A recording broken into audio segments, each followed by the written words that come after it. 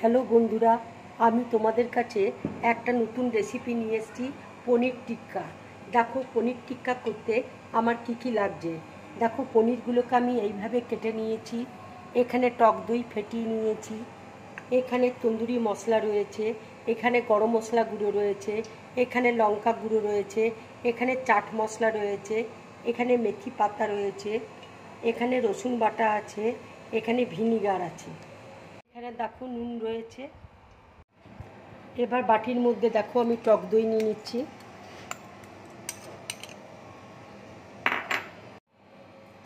এবার আমি তন্দুরি মশলা নিয়ে নিচ্ছি, গরম মশলা গুঁড়ো নিয়ে নিচ্ছি, লঙ্কা গুঁড়ো নিয়ে নিচ্ছি, চাট মশলা নিয়ে নিচ্ছি, কস্তুরি মেথি নিয়ে নিচ্ছি,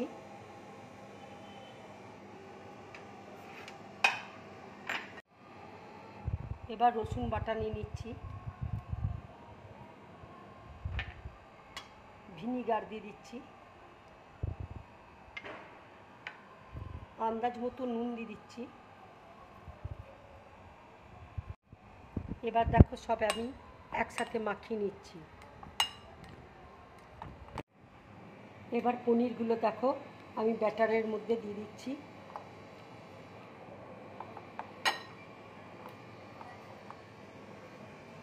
তেল দেখো গরম হয়ে গেছে। এগুলো আমি শ্যালো ফ্রাই করব, খুব অল্প তেলে আমি ভাজবো।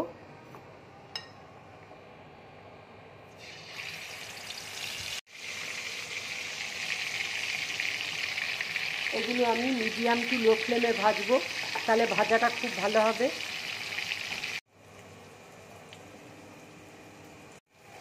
দেখো ভাজাটা হয়ে গেছে, এবার আমি প্লেটের মধ্যে তুলে নিচ্ছি। বন্ধুরা, তোমরা এইভাবে পনির টিক্কা বানিয়ে খাবে, খুব ভালো লাগবে খেতে।